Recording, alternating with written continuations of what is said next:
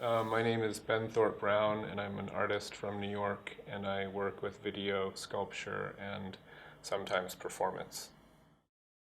I was invited to participate in an exhibition organized by Laura Herman that was called The New Sanctuary, and I imagined a project that would be a kind of sanctuary that I'm calling the Arcadia Center.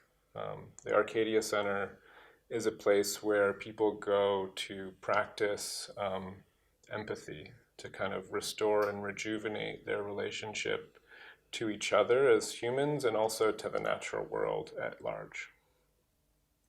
And so when you go into the exhibition, you'll encounter a film that I made, which is called Cura.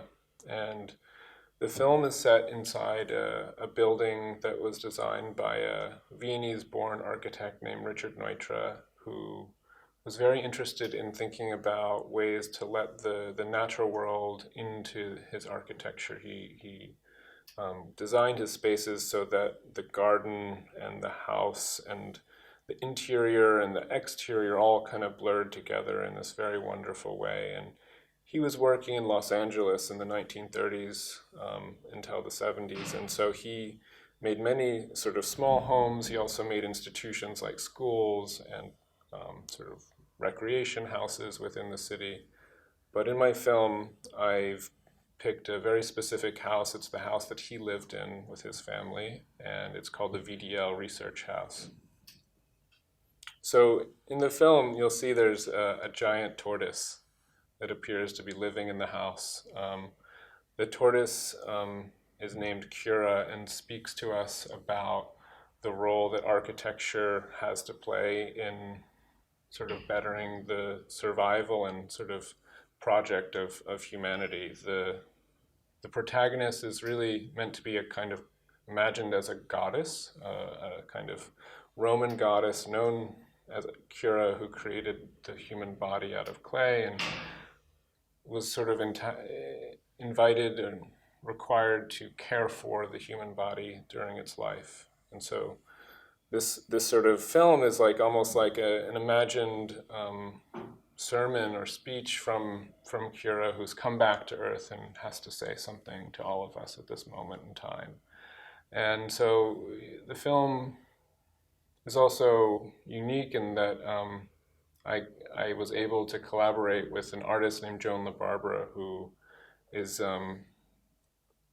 very well known for this incredible ability to control her voice in many different ways. She's able to sing in multiphonic sounds. She's able to do sort of like what's known as like Mongolian throat singing. She's like very talented in more familiar operatic forms of singing.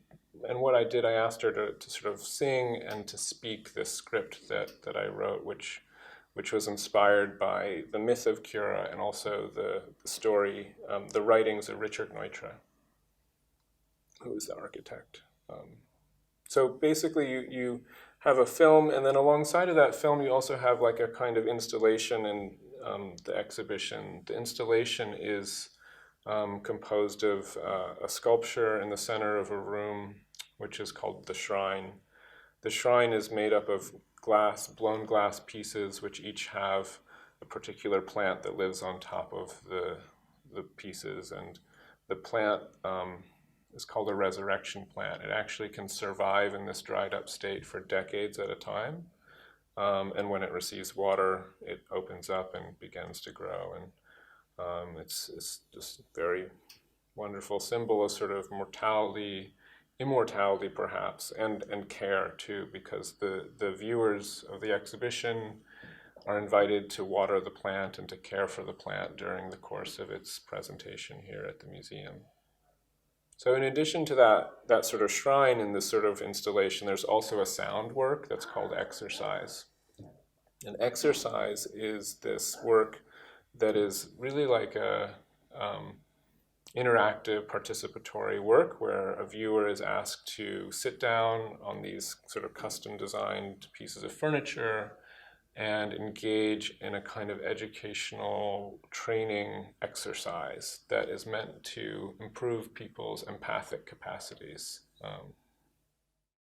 So the exercise is also, it's something that's inspired by a kind of training exercise that has been done in America for a little while now. A psychiatrist named Dr. Helen Reese created this workshop initially for nurses and for doctors to help them sort of be more caring for their patients in medical settings. And then what's happened is this workshop's become quite popular in the business world and the tech world, the legal world. Lots of corporate institutions have started to invite these types of empathic training exercises because people really believe that it will help institutions collaborate better with each other if they sort of are able to practice this in a way. And so, yeah, what you have is kind of as overall an exhibition that's kind of working with two different types of spectatorship, right? You have a kind of more familiar filmic viewing experience that's meant to kind of wash over your body and affect you, hopefully, make you feel something in a particular way. And then another kind of spectatorship that's really more participatory and engaged and asking a viewer to sit down with another person and participate.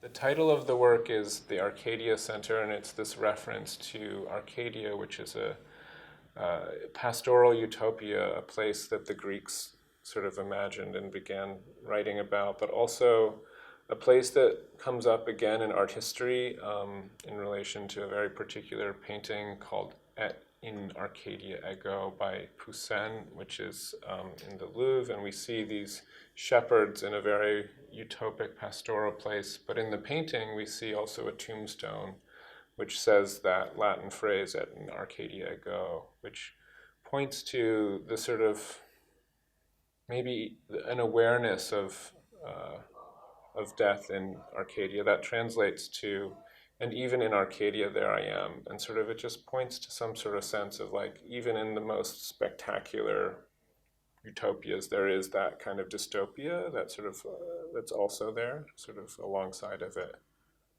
And so I think with my project, I'm thinking very much in creating a kind of parallel wellness center, thinking about things that are sort of becoming more and more familiar in our culture and having sort of a way to kind of look at them in a different way, to critique them, but also to like give them space and credit for what they are good at doing to us, to help us sort of psychologically feel something in this very moment in our world today.